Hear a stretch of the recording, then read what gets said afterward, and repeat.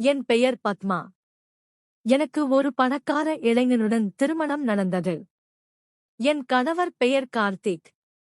ஆனால் திருமணமான 6 மாதங்களிலேயே கார்த்திக்குக்கு மாரடைப்பு ஏற்பட்டு அவர் என்னை விட்டு பிரிந்து சென்று விட்டார். நான் அப்போது கருவுற்றிருக்கவில்லை. குழந்தையும் இல்லை. அதற்கு முன்பே அவர் என்னை தனியாக விட்டுச் சென்றார். கார்த்திக் இறந்த பிறகு அம்மா அப்பா என்னை தங்கள் வீட்டிற்கு, அதாவது என் பிறந்த வீட்டிற்கு வரச் சொன்னார்கள். அப்போது என் பிறந்த வீட்டில் என் 2 அண்ணிகளும் இருந்தார்கள். எனக்கு இந்த காலத்தை பற்றிய நல்ல புரிதல் இருந்தது. அதனால் நான் விதவையாக பிறந்த வீட்டிற்கு சென்று என் அண்ணன் அண்ணிகள் என்னை கேலி செய்ய நான் விரும்பவில்லை. ஏனென்றால் நான் என் இளமையிலேயே விதவையாகிவிட்டேன். மக்கள் என்னை பத்மா, நீ 2வது திருமணம் செய்து கொள் என்று சொல்ல ஆரம்பித்தார்கள். ஆனால் என் மனது 2வது திருமணத்திற்கு சம்மதிக்கவில்லை. எப்படியும் கார்த்திக்கின் வீட்டில் யாரும் இல்லை. அவரது பெரிய வீடு என்னிடம் இருந்தது. அப்போது என் மனதில் ஒரு யோசனை தோன்றியது. ஏன் நான் வீட்டின் கீழ் பகுதியை வாடகைக்கு விடக்கூடாது? இதனால் வீட்டில் ஒரு துணை கிடைக்கும். இதனால் என் பகல் பொழுதும் கழியும். இரவில் பயமும் குறையும். அதனுடன் ஒவ்வொரு மாதமும் கொஞ்சம் பணம் வரும். பிறகு வீட்டை வாடகைக்கு விட வேண்டும் என்று தீர்மானித்தேன்.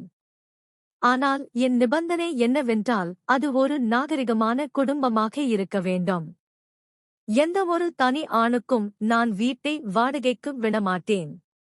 அப்போது காலை நேரம் டோர் பெல் அடித்தது. நான் கதவை திறந்தபோது ஆச்சரியப்பட்டேன். ஏனென்றால் வெளியே ஒரு வயதான பெண்மணியும் ஒரு இளம் பையனும் நின்று கொண்டிருந்தனர். நான் இருவரையும் ஹாலில் உட்கார வைத்து, நீங்கள் யார்? எங்கிருந்து வருகிறீர்கள்? உங்களை எனக்கு அடையாளம் தெரியவில்லையே என்று கேட்டேன்.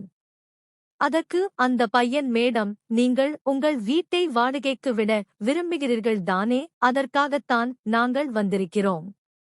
நீங்கள் ஒரு நாகரிகமான குடும்பத்தை வாடகைக்கு அமர்த்த விரும்புகிறீர்கள் என்று கேள்விப்பட்டோம். அதனால் நாங்கள் இருவரும் இந்த வீட்டில் தங்க விரும்புகிறோம். எங்களைத் தவிர வேறு யாரும் வரமாட்டார்கள் என்றான். இதற்கு நான், ஆம், நீங்கள் சொல்வது சரிதான். எனக்கு ஒரு நாகரிகமான வாடகைதாரர் தேவை. நான் வீட்டின் கீழ் பகுதியை வாடகைக்கு விட விரும்புகிறேன். அப்படியானால் நீங்கள் இருவரும், அம்மா மற்றும் மகன், இந்த வீட்டில் தங்க விரும்புகிறீர்களா என்று கேட்டேன். அப்போது அந்த வயதான பெண்மணி சொன்னாள், நான் இவரது தாய் அல்ல, இவரது மனைவி. இதை கேட்டதும் என் கண்கள் விரிந்தன. இந்த பையன் அந்த பெண்ணிடம் என்ன பார்த்தான்? ஒரு வயதான பெண்ணை ஏன் திருமணம் செய்து கொண்டான் என்று எனக்கு புரியவில்லை. ஏனென்றால் அந்த பையன் பார்க்க மிகவும் ஸ்மார்ட்டாக இருந்தான். அவனது பெயர் ரோகன் மற்றும் அந்த பெண்ணின் பெயர் சாந்தி. சாந்திக்கு சுமார் 45 வயது இருக்கும். 45 வயது பெண் இவ்வளவு இளம் பையனை திருமணம் செய்து கொண்டது எனக்கு மிகவும் விசித்திரமாக தோன்றியது. அதனால் நான் சட்டென்று, மன்னிக்கவும், என் பேச்சால் உங்களுக்கு வருத்தமாக இருந்தால் மன்னிக்கவும். நீங்கள் இருவரும் கணவன் மனைவி என்று எனக்கு தெரியாது என்றேன். இதற்கு அவர்கள் சிரித்துக் கொண்டே, பரவாயில்லை, எங்களை பார்த்தால் எல்லோரும் ஆச்சரியப்படுவார்கள் என்றார்கள். பிறகு ரோகன், மேடம், நீங்கள் எங்களுக்கு இந்த வீட்டை வாடகைக்கு கொடுக்க முடியுமா? எங்களுக்கு தங்க ஒரு இடம் தேவை. உங்களுக்கு வாடகைதாரர் தேவைதானே என்றான். நான், ஆம், நிச்சயமாக இந்த வீட்டில் தங்க நான் உங்களுக்கு அனுமதி தருகிறேன். இதோ அறையின் சாவி, உங்கள் சாமான்களை எடுத்து வாருங்கள் என்றேன். அப்போது ரோகன் சாந்தியை பார்த்து புன்னகைத்து, நீங்கள் எவ்வளவு வாடகை சொன்னாலும் நாங்கள் கொடுத்து விடுவோம் என்றான். இதைக் கேட்டதும் நான் இன்னும் மகிழ்ச்சி அடைந்தேன். கடைசியாக நான் விரும்பிய வாடகைதாரர்கள் எனக்கு கிடைத்துவிட்டார்கள். பிறகு நான் அவர்களுக்கு சாவிகளை கொடுத்து, உங்கள் சாமான்களை எடுத்து வாருங்கள் என்றேன். சிறிது நேரத்தில் அவர்கள் தங்கள் சாமான்களுடன் என் வீட்டுக்கு வந்துவிட்டனர். அவர்கள் தங்கள் பொருட்களை வைத்து வீட்டில் குடியேறினர். ஒரு முழு நாளும் அப்படியே கடந்து மாலை ஆனது. ஆனால் ரோகன் சாந்தியிடம் அப்படி என்ன பார்த்தான் என்று நான் யோசனையில் மூழ்கியிருந்தேன். அவளை திருமணம் செய்ய வேண்டிய கட்டாயம் என்ன? இது காதலா அல்லது வற்புறுத்தப்பட்ட உறவா என்று எனக்கு தெரியவில்லை. ஒருவேளை ரோகனின் குடும்பத்தினர் சாந்தியுடன் அவனுக்கு திருமணம் செய்து வைத்திருக்கலாம். அல்லது ரோகன் தானே சாந்தியை தேர்ந்தெடுத்திருக்கலாம். சரி, நான் இந்த எண்ணங்களை மனதிலிருந்து உதறிவிட்டு சமைப்பதற்காக சமையலறைக்கு சென்றேன். அப்போது சமைத்துக் கொண்டிருக்கும்போது என் அம்மாவின் வார்த்தைகள் நினைவுக்கு வந்தன. அம்மா சொல்வார், யாராவது புதியவர்கள் அருகில் வந்தால் அவர்களுக்கு ஒருவேளை உணவு கொடு. அது மனதுக்கு அமைதி தரும். அப்போது என் வாடகைதாரர்களைப் பற்றி யோசித்தேன். அவர்களுக்கு சாப்பாடு இருக்குமோ இல்லையோ, அவர்கள் என்ன பதற்றத்தில் இருப்பார்கள்? சாமான் இருக்குமோ இல்லையோ, இதை நினைத்து நான் சாந்திக்கும் ரோகனுக்கும் உணவு சமைக்க முடிவு செய்தேன். நான் தனியாக இருந்ததால் எனக்காக மட்டுமே சமைப்பேன். ஆனால் இன்று 3 பேருக்கான உணவை சமைக்கும்போது எனக்கு மிகுந்த மகிழ்ச்சியாக இருந்தது. என் புதிய வாடகைதாரர்களுக்கு உணவு கொண்டு செல்ல வேண்டும் என்று நினைத்தேன். இப்போது இரவு ஆகிவிட்டது. நான் உணவை டிபன் பாக்ஸில் வைத்து கீழே சென்றேன். அவர்கள் கதவை தட்டினேன். ஆனால் பதில் இல்லை. நீண்ட நேரம் கதவு மணியை அடித்த பிறகு அவர்கள் களைப்பால் தூங்கி இருக்கலாம் என்று நினைத்தேன். அதனால் நான் திரும்பிச் செல்ல திரும்பிய போது திடீரென கதவு திறந்தது. ரோகன் வெளியே வந்தான். வந்ததும் ரோகன், அடடே பத்மா அக்கா, இங்கே என்ன செய்கிறீர்கள் என்றான். அப்போது என் கையில் இருந்த டிபன் பாக்ஸை பார்த்து, அக்கா, சாப்பாடு கொண்டு வர வேண்டிய அவசியம் என்ன? சாந்தி சமையலறையில் சமைத்துக் கொண்டிருக்கிறாள் என்றான். இதற்கு நான், பரவாயில்லை ரோகன், இது என் கடமை. இன்று நீங்கள் என் விருந்தினர்கள். அதனால்தான் நான் உங்களுக்கு உணவு கொண்டு வந்தேன். நாளையிலிருந்து நாம் அனைவரும் ஒரே வீட்டில் ஒரு குடும்பம் போல் இருப்போம் என்றேன். பிறகு சாந்தி அக்கா எங்கே என்று கேட்டேன். இப்படி சொல்லிக்கொண்டே நான் சமையலறை நோக்கி நடந்தேன். அப்போது ரோகன் விரைவாக என் முன்னால் வந்து நின்று, அடடே பத்மா அக்கா, அவளுக்கு தலைவலி அதிகமாக இருப்பதால் அறையில் தூங்கிவிட்டாள் என்றான். நான், இப்போதுதானே அவள் சமையலறையில் சமைத்துக் கொண்டிருந்தாள் என்று சொன்னாய் என்றேன். அப்போது அவன் பதற்றத்துடன், இல்லை, சமைக்கும்போது திடீரென அவளுக்கு தலைவலி ஏற்பட்டது. அதனால் அவள் போய் தூங்கிவிட்டாள். இப்போது அவள் தூங்கியிருக்கலாம். நான் இப்போது அவளை எழுப்பினால் அவளுக்கு இன்னும் தலைவலி அதிகமாகும். உங்களுக்கு தெரியும், அவளுக்கு வயதாகிவிட்டது. நோய் அவளை பிடித்திருக்கிறது. அதனால்தான் தூக்கத்திலிருந்து எழுப்புவது அவளுக்கு இன்னும் சிரமமாக இருக்கும் என்றான். இதை கேட்டதும் நான் அமைதியானேன். எதுவும் சொல்லாமல் அமைதியாக என் மேலே உள்ள வீட்டுக்கு திரும்பி வந்தேன். மேலே வந்து உணவு சாப்பிட்டுவிட்டு தூங்க சென்றேன். ஆனால் மனதில் ஒரு கேள்வி சுழன்றது. ரோகன் ஏன் அப்படி செய்தான்?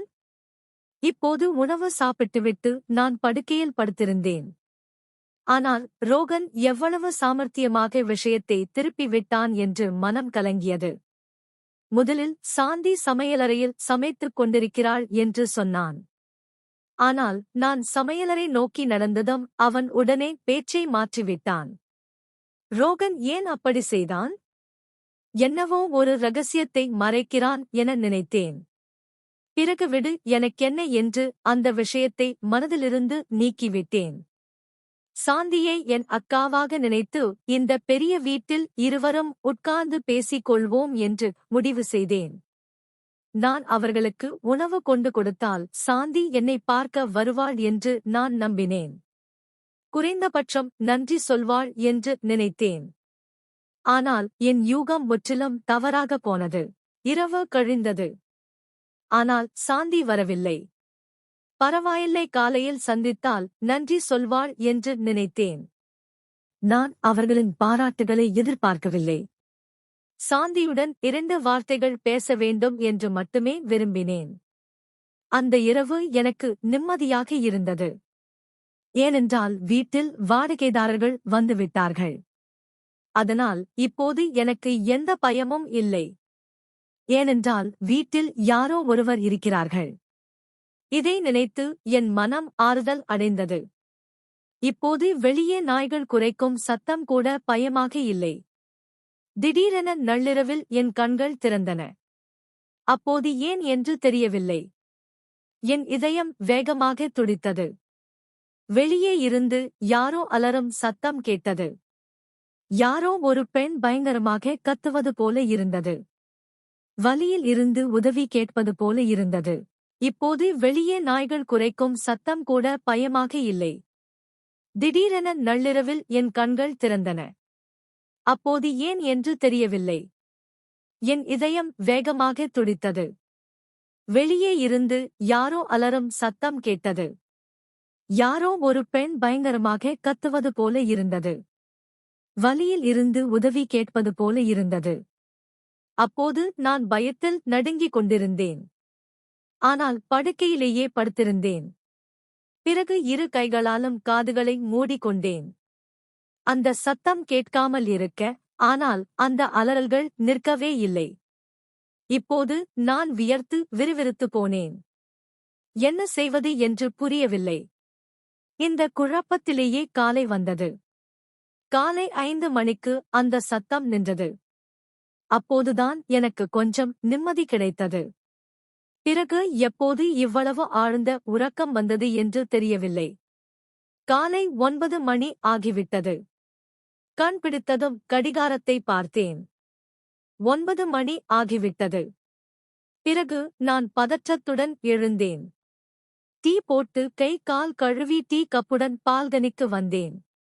பால்கனியில் இருந்து பார்த்தபோது ரோகன் தெருவில் நின்று ஒருவருடன் போனில் பேசிக் கொண்டிருந்தான். அவன் எங்கோ போகிறான் என்று தோன்றியது. போனில் பேசிக் கொண்டிருக்கும் போதே அவன் பார்வை என் மீது பட்டது. என்னை பார்த்து மெதுவாக புன்னகைத்துவிட்டு அங்கிருந்து சென்று விட்டான். அவன் தோற்றத்தை பார்த்தால் அலுவலகத்திற்கோ அல்லது வேலைக்கோ போகிறான் என்று தோன்றியது. அப்போது என் மனதில் ஒரு எண்ணம் தோன்றியது. சாந்தியுடன் பேச இது ஒரு நல்ல வாய்ப்பு. ஏனென்றால் அவள் வீட்டுக்கு வந்ததிலிருந்து ஒரு முறை கூட நான் அவளை சந்திக்கவில்லை. ஏனென்றால் நான் அவளுடன் அமர்ந்து என் மனதை பேச விரும்பினேன் என்று நான் விரும்பினேன். ஆனால் அவள் என்னை சந்திக்க விரும்பாதது போல் இருந்தது. அதனால் சீக்கிரம் வேலையை முடித்துவிட்டு கீழே சென்று சாந்தியுடன் பேச நினைத்தேன். விரைவாக வேலைகளை முடித்துவிட்டு அவள் அறைக்கு கீழே சென்றேன். நான் கீழே வந்தபோது ரோகன் அங்கு இல்லை. அவன் வேலைக்கு சென்றுவிட்டான் போல் தோன்றியது. அதனால் நான் அவர்களின் கதவை தட்டினேன். ஆனால் கதவு உள்ளே இருந்து பூட்டப்பட்டிருந்தது. நான் மீண்டும் மீண்டும் தட்டினேன். ஆனால் யாரும் கதவை திறக்கவில்லை. அங்கேயே நின்று கொண்டு யோசிக்க ஆரம்பித்தேன். இவ்வளவு நேரம் தட்டுகிறேன். ஆனாலும் ஏன் யாரும் திறக்கவில்லை? அப்போது உள்ளே இருந்து ஒரு குரல் வந்தது. பத்மா, நீங்களா? அது சாந்தியின் குரல். நான் ஆம் சாந்தி அக்கா, கதவை திறங்கள். நான் பத்மா என்றேன். சாந்தி கதவை திறந்தாள். அவளை பார்த்ததும் நான் அதிர்ச்சி அடைந்தேன். ஏனென்றால் அவள் கண்கள் கண்ணீரால் நிறைந்திருந்தன. இதை பார்த்து நான் சற்று பயந்தேன். அப்போது அவள் என்னை உள்ளே அழைத்து சோபாவில் உட்கார வைத்தாள். பிறகு உள்ளே யாரையாவது அழைக்கலாமா வேண்டாமா என்று எனக்கு புரியவில்லை. அதனால் யோசித்து முடிவெடுத்து கதவை திறந்தேன் என்றாள். அதற்கு நான், சாந்தி அக்கா, இந்த இடம் உங்களுக்கு புதிது. இங்கு வேறு யார் வருவார்கள் என்றேன்.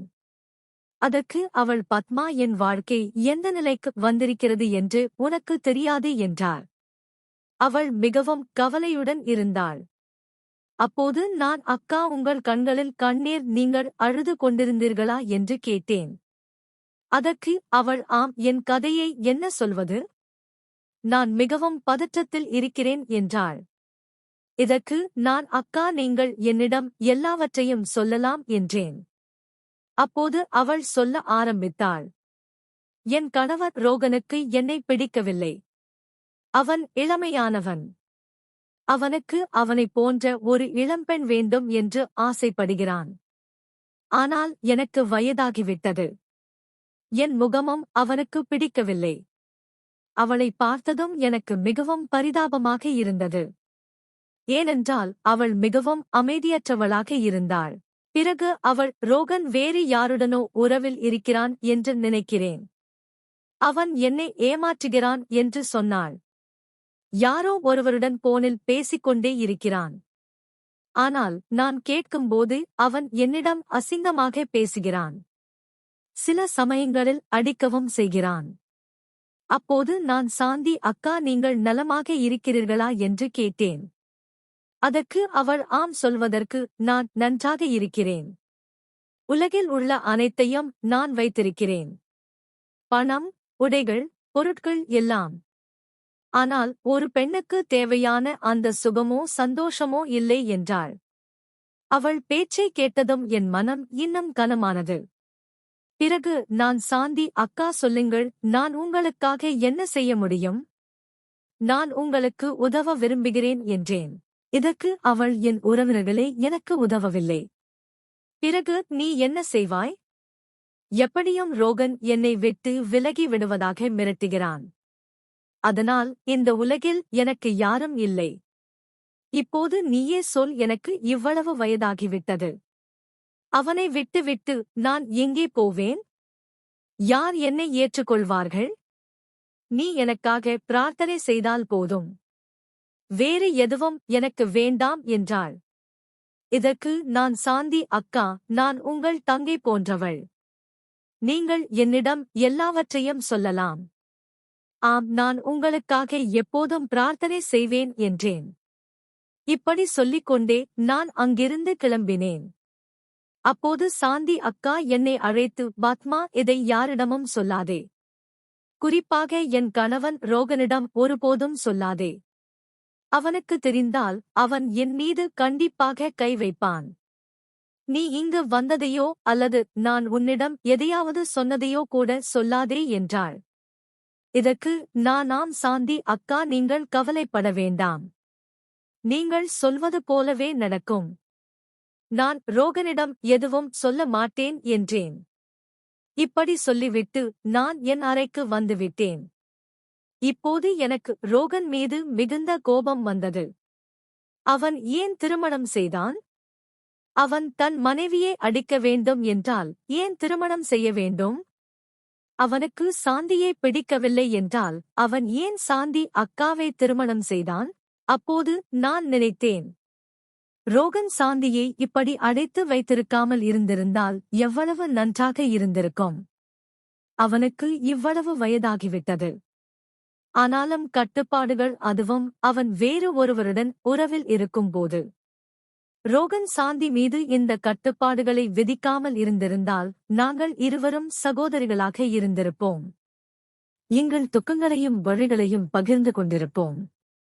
சரி, நான் இந்த எண்ணங்களை விட்டுவிட்டு என் அன்றாட வேலைகளில் கவனம் செலுத்த ஆரம்பித்தேன். பிறகு இரவு வந்தது. இரவில் தூங்குவதற்காக படுக்கையில் படுத்தேன். ஆனால் மீண்டும் அதே நடந்தது. நடு இரவில் பயத்தால் என் தூக்கமும் கலைந்தது. நேற்று இரவு என்னை தூங்க விடாத அதே காரணம். ஒரு பெண்ணின் அலறல் சத்தம் மீண்டும் கேட்டது. அப்போது நான் காது கொடுத்து கேட்டபோது இந்த சத்தம் மிக அருகில் இருந்து வருவது போல இருந்தது. அதனால் இந்த சத்தம் எங்கிருந்து வருகிறது என்று யோசிக்க ஆரம்பித்தேன். இப்போது எந்த விலையிலும் இதை நான் தெரிந்து கொள்ள வேண்டும். அதனால் மெதுவாக நான் என் அறையிலிருந்து வெளியே வந்தேன். வெளியே வந்ததும் அலறல்கள் இன்னும் தெளிவாக கேட்டன. இப்போது எனக்கு தெரிந்தது, இந்த சத்தம் வேறு எங்கிருந்தோ வரவில்லை. கீழே சாந்தியின் அறையிலிருந்துதான் வந்து கொண்டிருந்தது. மற்றும் அலறியவர் வேறு யாருமில்லை, சாந்தியேதான். ஒரு கணம் நான் ஸ்தம்பித்து போனேன். பிறகு நான் வேகமாக படிகளில் இறங்கினேன். ஏனென்றால் சாந்தி மீது எனக்கு முதல் சந்திப்பில் இருந்தே என்னவள் என்று உணர்வு ஏற்பட்டது. இப்போது அவள் வேதனையில் இருப்பதை பார்த்து நான் அமைதியாக இருக்க முடியவில்லை. அதனால் நான் கீழே வந்து அவர்களின் கதவை பலமாக தட்ட ஆரம்பித்தேன். நீண்ட நேரம் தட்டிக் கொண்டே இருந்தேன். ஆனால் யாரும் கதவை திறக்கவில்லை. ஆச்சரியம் என்னவென்றால் நான் தட்டியதாலும் கூட சாந்தியின் அலறல்கள் குறையவில்லை. மாறாக அவள் இன்னும் உரத்த குரலில் கத்திக் கொண்டிருந்தாள். என் கை தட்டி வலிக்க ஆரம்பித்தது. கடைசியில் களைத்துப் போய் நான் மீண்டும் என் மாடி அறைக்கு திரும்பினேன். இப்போது இந்த நேரத்தில் நான் யாரிடம் உதவி கேட்பேன்? எல்லோரும் தங்கள் வீடுகளில் தூங்கிக் கொண்டிருந்தார்கள். அந்த இரவு சாந்தியின் கவலையில் எனக்கு தூக்கமே வரவில்லை. அப்போது நான் பால்கனியில் சென்று உட்கார்ந்தேன். கடிகாரத்தை பார்த்தேன். காலை 4 மணி ஆகிருந்தது. அதனால் ரோகன் வெளியே வருவதை பார்த்ததும் அவரை நிறுத்தி பேச வேண்டும் என்று முடிவு செய்தேன். பிறகு காலை 8 மணிக்கு பால் விநியோகிப்பவர் வந்தபோது நான் கதவை திறக்க சென்றேன். அப்போது ரோகன் வீட்டிலிருந்து வெளியே வருவதை பார்த்தேன். அவன் என்னை பார்த்ததும் அதிர்ச்சி அடைந்தான். ரோகன் வெளியே வந்தபோது நான் அவனை அழைத்தேன். ரோகன், சற்று நில். அவன் முகத்தில் பயம் தெளிவாக தெரிந்தது. ஆனால் அவன் அமைதியாக என் முன் வந்து நின்று, பத்மா அக்கா, நீங்கள் என்னிடம் என்ன சொல்ல விரும்புகிறீர்கள் என்று எனக்குத் தெரியும் என்றான். அப்போது அவன் முகத்தில் துக்கத்தின் நிழல் பட்டிருந்தது. அவன் இரவில் சாந்தி ஏன் கத்துகிறாள் என்று நீங்கள் கவலைப்படுகிறீர்கள் இல்லையா? எனக்கும் கூட அவளைப் பற்றி மிகவும் கவலையாக இருக்கிறது. ஆனால் இதற்கு என்னிடம் எந்த தீர்வும் இல்லை. உங்களிடம் ஏதாவது வழி இருந்தால் எனக்கு சொல்லுங்கள் என்றான். அப்போது நான் ரோகனின் கண்களில் கண்ணீர் இருப்பதைக் கண்டேன். அவன் என்னை பார்க்காமல் தன் கண்ணீரை துடைத்துக் கொண்டிருந்தான். அதற்கு நான், ரோகன், முதலில் சாந்தியின் பிரச்சனை என்ன என்று சொல். அவள் ஏன் அழுகிறாள்? அப்போதுதான் நான் உனக்கு ஒரு வழி சொல்ல முடியும் என்றேன். ரோகன் தலையை நிமிர்த்தினான். பிறகு என் கண்களை பார்த்து, பெரிய பிரச்சனை என்னவென்றால் அவள் என் மீது மிகவும் சந்தேகம் கொள்கிறாள் என்றான். இதைக் கேட்டதும் நான் ஆச்சரியத்துடன் அவனை பார்த்தேன். அப்போது அவன் மெதுவாக சிரித்து, அக்கா, என் முகத்தை உற்று பாருங்கள். பிறகு சாந்தியை பாருங்கள். இருவருக்கும் எவ்வளவு வித்தியாசம் இருக்கிறது. நான் விரும்பி இருந்தால் ஒரு இளம் அழகான பெண்ணை திருமணம் செய்திருக்க முடியும். ஆனால் நான் அனைவரையும் விட்டுவிட்டு சாந்தியை தேர்ந்தெடுத்தேன். ஏனென்றால் அவள் ஆதரவற்றவள். நான் அவளுக்கு ஆதரவு கொடுக்க விரும்பினேன். அதனால்தான் நான் அவளை திருமணம் செய்தேன். ஆனாலும் அவள் என் மீது சந்தேகப்படுகிறாள் என்றான். பிறகு அவன் மேலும், நீங்களும் கூட முதலில் சாந்தியை என் அம்மா என்று நினைத்தீர்கள் இல்லையா?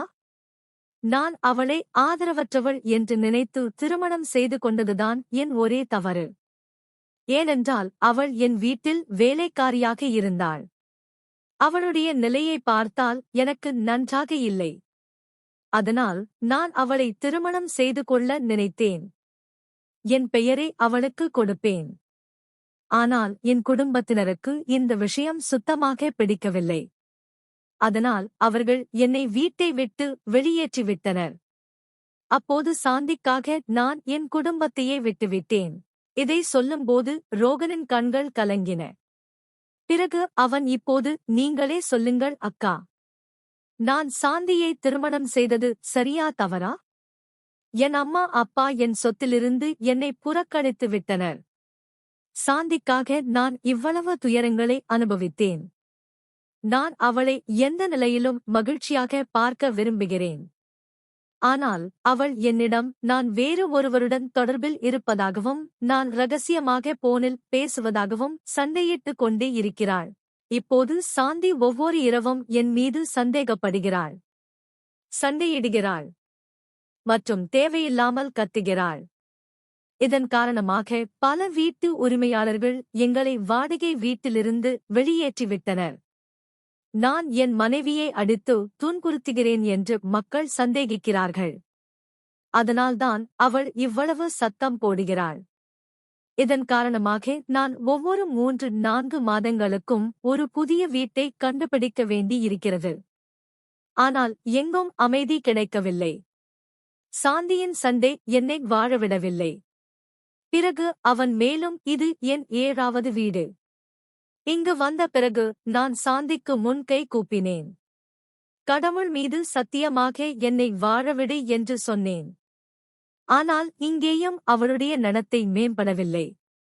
நான் உங்களுக்கு ஒரு விஷயம் சொல்ல விரும்புகிறேன் பத்மா அக்கா.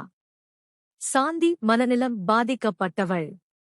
அவளது மனதும் கெட்டுப் போக ஆரம்பித்திருக்கிறது. நான் அவளுக்கு சிகிச்சை அளித்து வருகிறேன். சில சமயங்களில் அவள் மக்களை தாக்கவும் செய்கிறாள். அதனால்தான் நான் அவளை வீட்டிலிருந்து வெளியே செல்ல விடுவதில்லை. யாரையும் உள்ளே விட வேண்டாம் என்றும் சொல்கிறேன். இதைக் கேட்டதும் நான் ஸ்தம்பித்து போனேன்.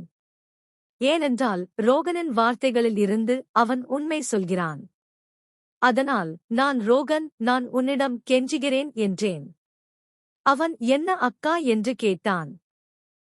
நீ சாந்தியை இப்படி வீட்டில் அடைத்து வைக்காதே. நான் அவளுடன் பேச முயற்சிப்பேன். ஒருவேளை அவளது நிலையில் கொஞ்சம் முன்னேற்றம் ஏற்படலாம் என்றேன். என் பேச்சை கேட்டதும் ரோகன் பதற்றம் அடைந்தான். அவளின் நிலையை நீங்கள் பார்க்கவில்லை என்பதால்தான் இப்படி சொல்கிறீர்கள். அவளுக்கு கோபம் வரும்போது அவள் அவ்வளவு பைத்தியமாகி விடுகிறாள். அவளை கையாள்வது எனக்கே கடினமாகிவிடும். நான் அலுவலகத்தில் இருப்பேன். என் பின்னால் அவள் உங்களை தாக்கினால் யார் பொறுப்பு? ஒருவேளை அவள் உங்களுக்கு பெரிய தீங்கு விளைவிக்கலாம். அதனால் நான் மன்னிப்பு கேட்டுக் கொள்கிறேன் அக்கா. நான் உங்கள் இந்த கோரிக்கையை ஏற்க முடியாது. இதற்கு ரோகன், சாந்தி எனக்கு தீங்கு விளைவித்தால் நான் உன்னை பொறுப்பாக்க மாட்டேன். அவளை கைது செய்யாதே என்று மட்டும் சொல்கிறேன் என்றேன். ரோகன் என்னை உற்று பார்த்தான். பிறகு தன் சட்டை பையிலிருந்து சாவியை எடுத்து என் கையில் கொடுத்து, இது கதவின் சாவி. ஆனால் கவனமாக இருங்கள். சாந்திக்கு கோபம் வருவது போல தெரிந்தால் உடனே வீட்டை விட்டு வெளியேறி விடுங்கள் என்றான். நான் தலை அசைத்தேன். பிறகு ரோகன் அங்கிருந்து சென்று விட்டான். இப்போது நான் என்ன உண்மை என்று யோசித்து கவலை அடைந்தேன். ஏனென்றால் இருவரும் எனக்கு வெவ்வேறு விஷயங்களை சொன்னார்கள். இப்போது நான் என் அறைக்கு வந்து விரைவாக வேலைகளை முடித்தேன். தயாராகி சாவியை எடுத்துக்கொண்டு சாந்தியின் அறைக்கு சென்றேன். பிறகு பூட்டை திறந்து அவர்களின் வீட்டிற்குள் நுழைந்தேன். உள்ளே சென்று பார்த்தபோது சாந்தி சோபாவில் உட்கார்ந்திருந்தாள். அவள் ஏதோ ஆழ்ந்த சிந்தனையில் மூழ்கி அழுது கொண்டிருந்தாள். தன் கண்ணீரை துடைத்துக் கொண்டிருந்தாள். நான் கதவை தட்டினேன். ஆனால் அவளுக்கு கேட்கவில்லை. அதனால் நான் அவளிடம் சென்று அழைத்தேன். அவள் அதிர்ச்சி அடைந்து எழுந்தாள். அவளை பார்த்ததும் என் இதயம் அதிர்ச்சியில் ஒரு துடிப்பு விட்டு நின்றது. ஆனால் நான் மெதுவாக புன்னகைத்தேன். அவள் ஆச்சரியத்துடன், பத்மா, நீ எப்படி இங்கு வந்தாய் என்று கேட்டாள். நான், சாந்தி அக்கா, நீங்கள் தனியாக இருக்கிறீர்கள். நானும் தனியாக இருக்கிறேன் என்று நினைத்தேன். அதனால் உங்களிடம் வந்து கொஞ்சம் பேசலாமே என்று வந்தேன் என்றேன். சாந்தி என்னை பார்த்து சிரித்தாள். பிறகு அவள் எழுந்து என்னை கட்டிப்பிடித்தாள். அழுது கொண்டே, எனக்கு யார் தோள் கொடுத்தாலும் அதில் சாய்ந்து அழ வேண்டும் என்று தோன்றியது என்றாள். இதற்கு நான், சாந்தி அக்கா, அழ வேண்டிய அவசியம் என்ன? உங்கள் சிறிய தங்கை உங்களுடன் இருக்கும்போது இன்று நான் உங்களிடம் ஒரு முக்கியமான விஷயத்தை கேட்க வேண்டும். சொல்லுங்கள், நீங்கள் ஏன் இரவில் கத்துகிறீர்கள் என்றேன். ரோகன் சொன்னதை நான் நம்பினேன்.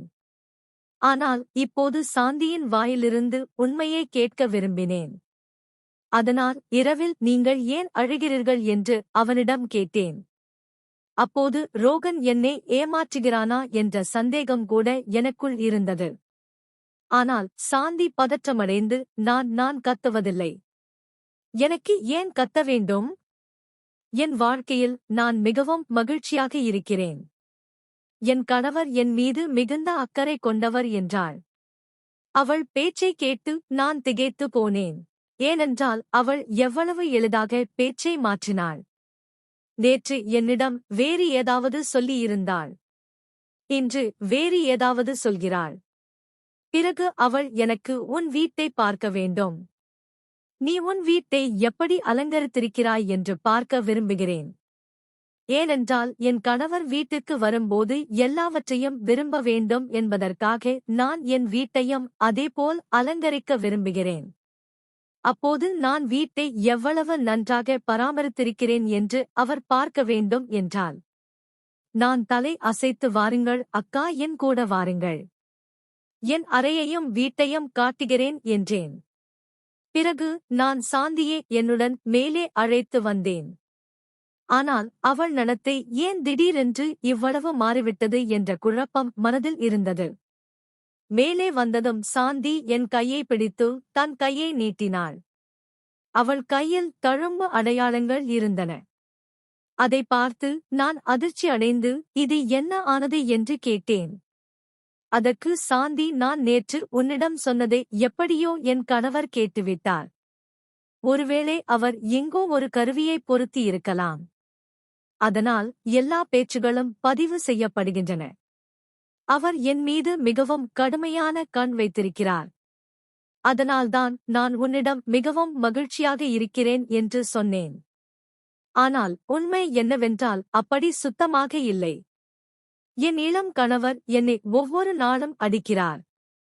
அதனால்தான் நான் இரவில் அவ்வளவு சத்தமாக கத்துகிறேன். என் அலறல்கள் வீணானவே அல்ல. பிறகு அவள் மேலும், என் மீது என்னவெல்லாம் நடக்கிறது என்று உன் கண்களால் பார்க்கும்போது உனக்கு மிகவும் அதிர்ச்சியாக இருக்கும். உனக்கு நம்பிக்கை இல்லை என்றால் என் அறையில் கேமராவை நிறுவலாம். என்னால் அப்படி எதுவும் செய்ய முடியாது. நீ அந்த பதிவை காவல் நிலையத்தில் காட்டினால் என் கணவருக்கு தண்டனை கிடைக்கும். நான் சுதந்திரமாகி விடுவேன் என்றாள். இதற்கு நான், சரி அக்கா, நான் ஏதாவது செய்கிறேன் என்றேன். இப்போது சொல்லப்போனால் நான் இந்த கணவன் மனைவி இருவருக்கும் இடையில் சிக்கிக் கொண்டேன். ஏனென்றால் ரோகன் தன் மனைவியின் மீது குற்றம் சாட்டிக் கொண்டிருந்தான், சாந்தி தன் கணவன் மீது. இருவரின் பேச்சுக்களும் என்னை பதற்றத்தில் ஆழ்த்தின. நான் யார் வாயிலிருந்து எதை கேட்டாலும் அதுவே சரியாக தோன்றியது. இருவரின் பேச்சுக்களும் அவரவர் நிலையில் சரியாக தோன்றின. இருவரும் குற்றமற்றவர்களாக தெரிந்தனர். இந்த குழப்பத்திலிருந்து வெளிவர ஒரே ஒரு வழிதான் இருந்தது. நான் கீழ் பகுதியில் கேமரா நிறுவ முடிவு செய்தேன். நான் ஒருவரிடம் கேமராவை நிறுவ பேசினேன். இரவில் இன்னும் கீழே இருந்து அலறல் சத்தங்கள் வந்தன. காலையில் ரோகனை சந்திக்கும் போது சாந்தியின் உடல்நிலை மிகவும் மோசமாகி வருகிறது என்று அவன் சொல்வான். ஆனால் இரவில் சாந்தி என்னிடம் என் மீது வன்முறை அதிகரித்து வருகிறது என்று சொல்வாள். அப்போது நான் என்னால் முடிந்த எல்லாவற்றையும் செய்வேன். சாந்தியுடன் பேசுவேன். அவளை சிரிக்க வைக்க முயற்சிப்பேன். அவளுக்கு வீடு அலங்கரிக்கும் குறிப்புகளை கொடுப்பேன். நான் அவளைப் பற்றி மிகவும் கவலைப்பட்டேன். மாலையில் என் கைகளால் அவளுக்காக டீ போட்டு கொடுப்பேன். கடைசியில் அவள் வயதானவள். அவள் தன் வீட்டின் முன்னால் உள்ள இடத்தை சுத்தம் செய்ய முடியவில்லை. அதனால் நான் இருவரும் மீது அக்கறை கொண்டதால் சாந்தியின் கவனம் அவளது கணவரிடமிருந்து விலக வேண்டும் என்று விரும்பினேன். ரோகன் தவறாக இருந்தால் அவனுக்கு விரைவாக தண்டனை கிடைக்க வேண்டும் என்றும், சாந்தி நோய்வாய்ப்பட்டு இருந்தால் அவளுக்கு விரைவாக சிகிச்சை அளிக்கப்பட வேண்டும் என்றும் நான் விரும்பினேன். கேமரா வர இன்னும் கொஞ்சம் நேரம் இருந்தது. அன்றிரவு உணவு சாப்பிட்ட பிறகு சாந்திக்கு மீண்டும் உணவு கொடுக்க வேண்டும் என்று நினைத்தேன். வழக்கமாக நான் இரவில் கீழே அதிகம் செல்வதில்லை.